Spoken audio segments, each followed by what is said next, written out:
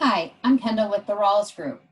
The old African proverb, "it takes a village," illustrates the essential nature of a team approach to succession planning.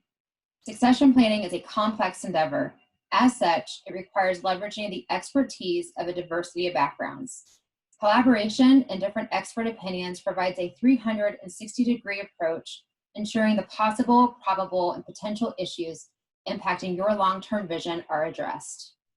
To provide insight into common questions received from business owners, we are leveraging the village of our valued strategic relationships. As you listen to this episode, you'll be able to immediately apply the key takeaways and you'll come back for more.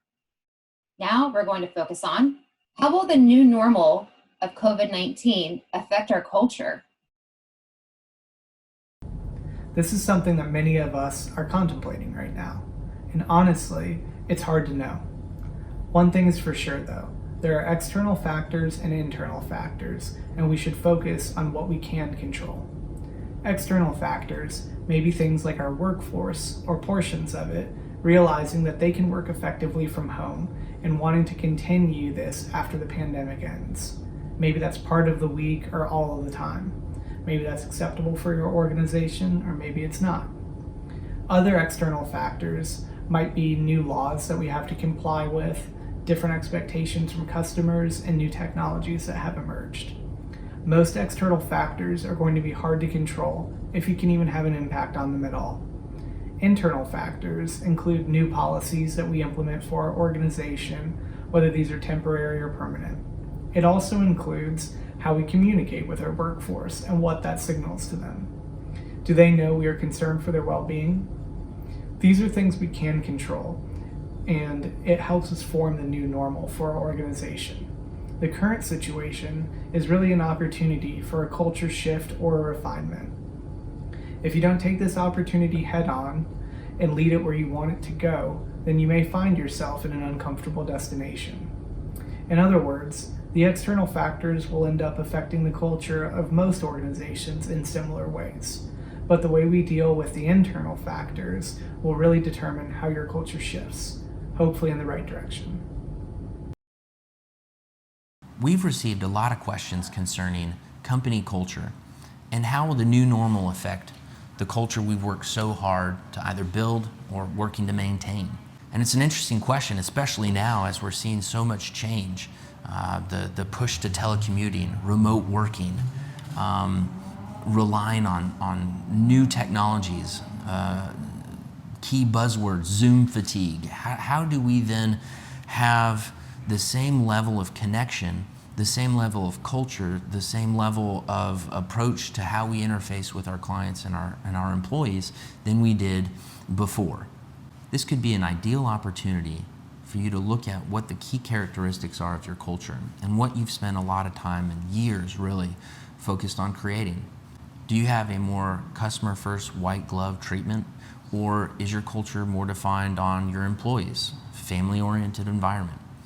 The stronger your culture, the more cohesive it is, the higher probability you have that you can then navigate any kind of change, whether it's societal or technology-based. But regardless, as strong as your culture is, it has to have enough flexibility to be able to survive that change. Does a transition to telecommuting, does a transition to a remote workforce affect or kill your culture, or can it make it stronger? This could be the time to identify what you want to preserve and then look at the new normal, look at the changes, and see how you want to transition what you've built into the new environment. Because this won't be the last change, certainly, and it might not be the most disruptive, but we can apply our lessons from this one to the next. So if you have a client-focused culture, was it the fresh coffee? Was it that immediate attention that gave them that sense of comfort? Or was it simply knowing that they were in a comfortable environment?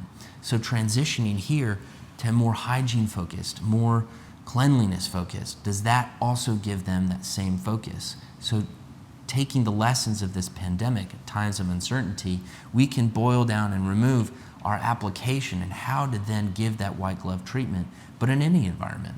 Similarly, if you have a more employee-focused environment, Was it the day-to-day interactions that made it possible? Was it flexibility? Was it an open office environment or allowing family into the office?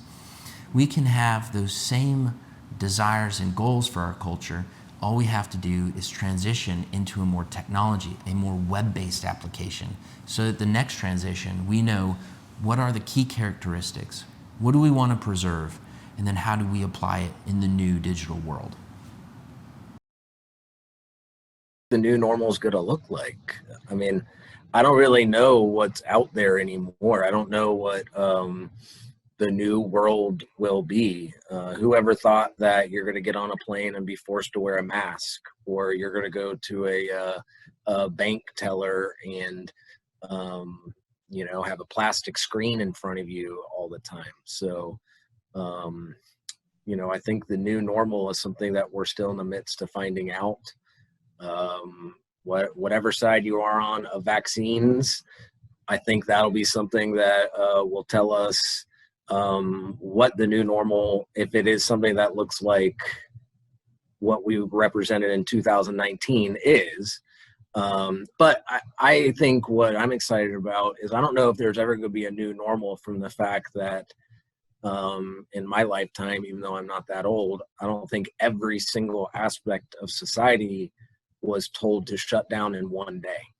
And so what I believe that it made businesses and people and relationships do is assess how do we get better? How do we become more efficient? How do we reach the prospects and the people out there that we have to sell our products to or that we have to relate to? So I do think the new normal, I'm excited about it because I do think that it's going to make everybody be a lot more creative in regards to how we interact in business and how we interact with one another. And creativity only leads to innovation. And when you see innovation, we could take some huge leaps in the future here as to what the new normal will look like. Hear the term new normal, I think to myself as what's normal? Because I've heard the term new normal after so many black swan events that are of the past 10, 12 years. I feel like we've been having to deal with the new normal for a while now, and this is a different new normal, right? But so what I'm saying by that is that if there's one thing that's for sure is that things are changing, right? Things have changed. They've changed dramatically in certain ways in the current environment.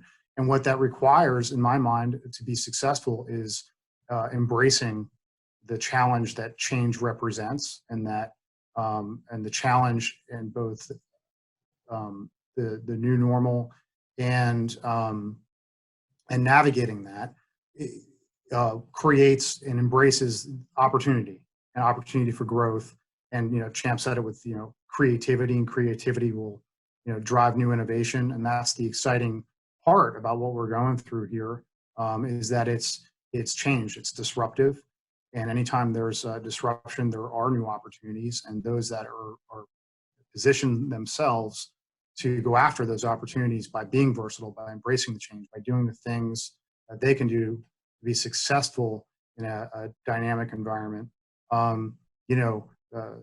they will continue to grow, and that is the exciting part about the new normal, and about the ways in which it can impact your business culture if you perpetuate an attitude that embraces that challenge and that change.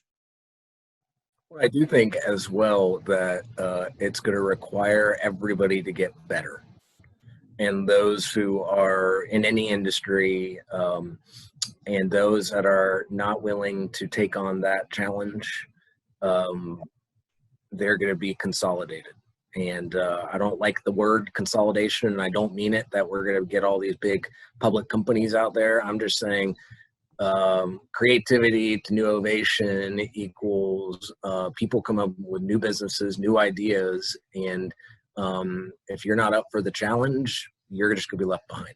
So here's my mask. Everybody's gonna have to figure out how to live life with it. Thank you to our strategic partners, The Village, for participating and sharing your perspective. Do you have a burning question you want to discuss with an expert? Feel free to submit it via the Ask an Expert link featured on the page. Continue to listen to this series now or come back later for more. Each question featured may want you to learn something new.